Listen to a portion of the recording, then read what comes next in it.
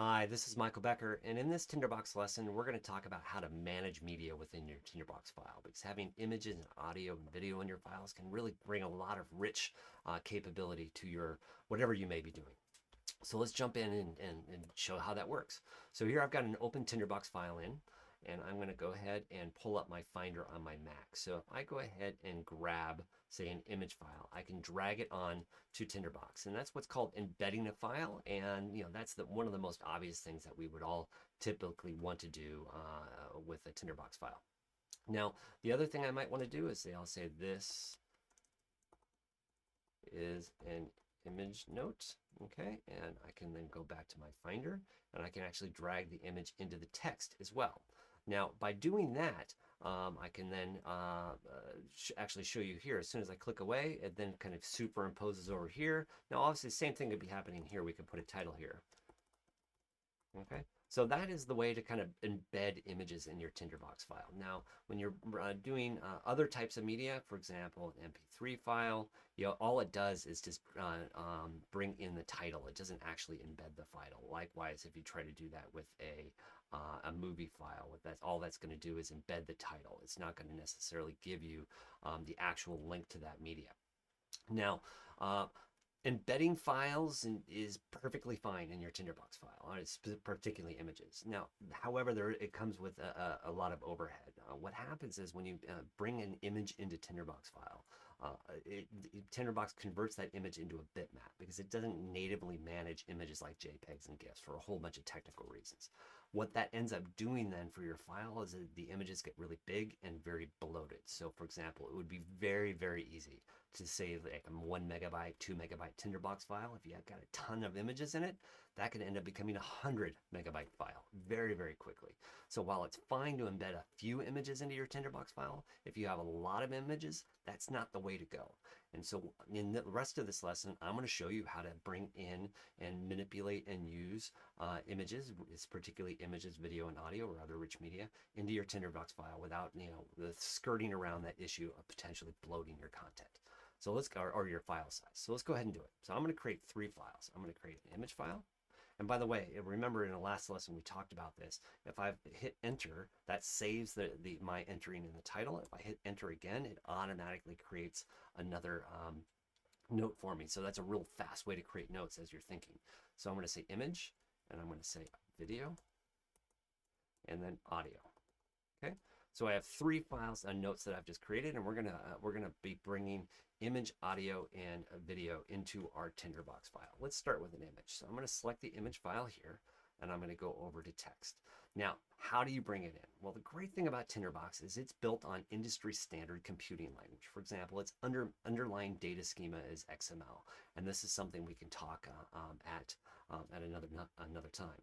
The other nice thing about Tinderbox is that it also supports another major industry standard, which is HTML. And HTML is what Tinderbox uses to render and preview content, to export content, among its other variety of languages that it interacts with.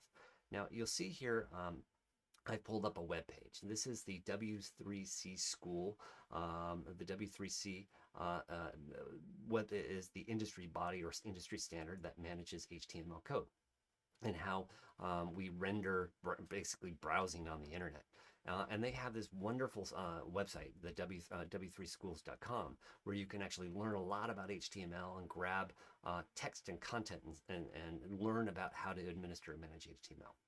So you see in this example, here's HTML images. So the way to bring an image into an HTML page is to use this schema. Essentially, you say image equals source, and the source is the path of the image. Where does the computer go, in this case Tinderbox? Where would Tinderbox go to find that file? And then alt is kind of the text rendition of the name in the event that somebody's like mousing over the image on a web page. So what we can do is I'm going to grab this schema, and I'm going to go ahead and paste it into, I'm going to go edit, paste special, and you can use the hotkeys for that as well, to put this image into Tinderbox. Now, let me go ahead and show you how we bring in the image in this context. So I am going to go to my file, go to the image I want to bring in, and you'll look along the bottom of your Finder here. It will actually show you the path of your image. And if you right mouse click on that, you can copy path. and I'm going to copy the full path of the image, and I'm going to paste it right here. Okay. Now the other thing, Tinderbox needs the full file name, not just that path. And so what we actually need to do is go in here and say type file, colon, and then 3 more forward slashes. And so this is in fact the complete file path for an image or whatever file on your Macintosh hard drive. Now, you might have noticed something else already happened here too. I'm going to go ahead and delete the alt tag. That's an optional tag in HTML, and we don't need it. Now, you might have seen something else happen, or at least I noticed it because I've run into this a ton of times. You might see there's 2 types of quotes happening here. There's a curly quote, and this is what's called a dumb quote or straight quotes, and then there's the curly quotes, are often what are referred to as smart quotes. Smart quotes or curly quotes are a convention for reading, in the digital world. And computers don't like them. They can't read them. They're hard to read. So what we need to do is render and make sure that if we see the smart quote turn into a curly quote, which will always happen when you start editing a file, I can go ahead and just copy another smart quote and paste it in. That's what I do very quickly. Now there's another thing in Tinderbox that if you're going to do a lot of typing, like watch this. If I hit the space key again and then I start typing again, again, Tinderbox is going to turn that into a smart quote again. So one thing we can do is we can go ahead here, and this is kind of a one-time shot when you're looking at the note. If you're editing a note, I can go in here and watch this. If I turn off smart quotes, and again, watch the other video on attributes, and I'll do another one later on more advanced aspects of attributes. You can see here now, you can see here now, if I start typing, because I've turned off smart quotes, Tinderbox is not going to automatically change that quote. But that's just a little side note to be aware of. Now, what just happened here? We are now telling in the text file of Tinderbox, I want you to put an image right here. The source of the image, aka its path, is this path to my hard drive. And then when I go hit preview, there's the image. So that's one of the best ways to be able to put images into your files in Tinderbox. Now let's go ahead and do the same thing for video. So now this is the next thing I want to teach you when we're talking about pulling in this this type of content and such. Oops.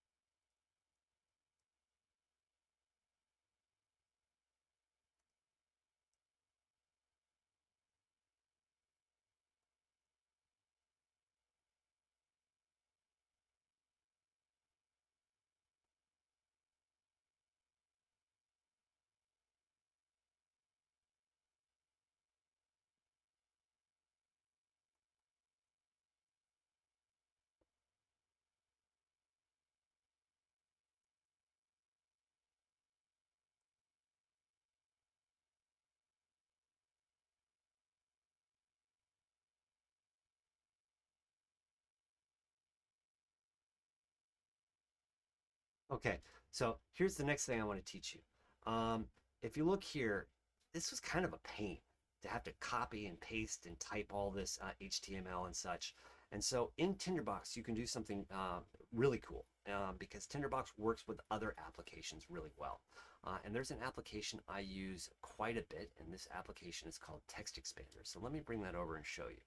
TextExpander is an application that allows you to put into it text that you use all the time. It's what's called snippets, and then you can easily paste that in. So what you'll see here is I've gone in and pre-pasted in the path where I put all my images when I'm doing my Tinderbox work on my hard drive into that HTML code, and I've also done other things that I'll talk about in a more advanced lesson.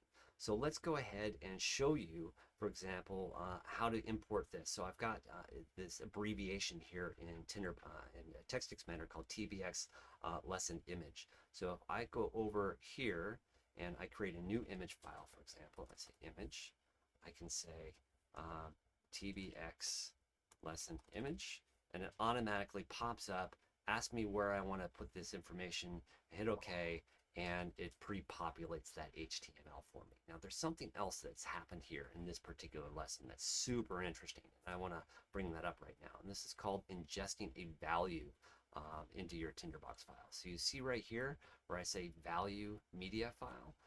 This is a convention in Tinderbox.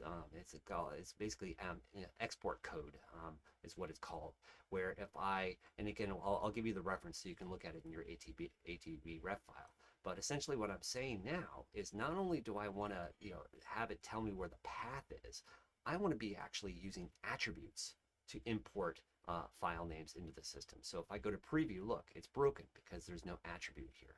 Now watch happens here. If I go in and add an attribute, and so I've pre-created in this, if we're getting ready for this, a user-generated attribute. Be sure to watch the attributes video later. And I've got a user-generated attribute called media file. So if I now go to my image here, and I grab its file name, okay, and I know this is a PNG file, so I'm going to go in here and type image.png. So essentially what I'm telling Tinderbox to do now is go to this path and then grab the name of the file from the attribute. And so when I do that, there's the image. So this makes managing and manipulating and working with the HTML so much easier. Now let's do the same thing for video. I'm going to go over to the video note, and I'm going to use my TextExpander snippet code, TBX, that's in video, and it's going to pull in my HTML for the video. And let's say I want the video to be 400 pixels wide. Again, you can learn HTML later. We'll do that in a more advanced lesson. And that's going to populate that content. Now, and you can also learn about prototypes later, but I've also put a prototype on getting ready for this file. And so that way, by applying this prototype to this note, it's going to actually let me see and automatically display some of these attributes. So now let's go back to our file and get the name for our video file. So I'm going to go ahead and copy this here, and look at that.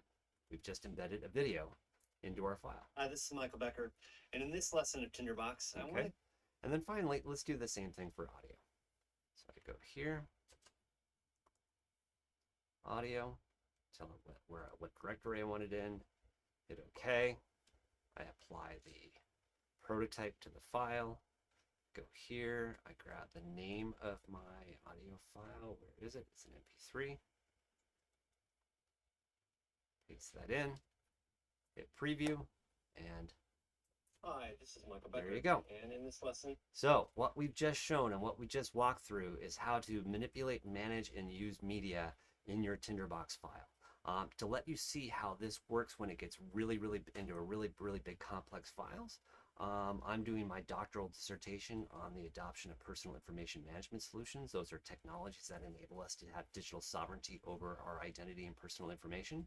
And over the break, I've been working on an analysis of the top 29 academic theories and models that look at how one adopts and uses identity protection and information management. So for example, if I go in here and I look at my model and I open this up and do a new tab, you'll see, and I put it in map view, you'll see that this is the theoretical model, for example, on attitude theory that was developed back in 1956. Excuse me, on 1975. Now, if I want to take this a step farther, though, if I go back here and I look at an outline view on all of my models, and then I take a look at all of this in preview, you can now see how I'm getting all of the images for all of my academic theories that I've been doing, all embedded within my file, and I can later export and all of that. And we'll show you how to do all of this in more advanced lessons. But I just wanted to give you an idea of what's possible once you start getting past some of these just basic steps that we're talking about in this video.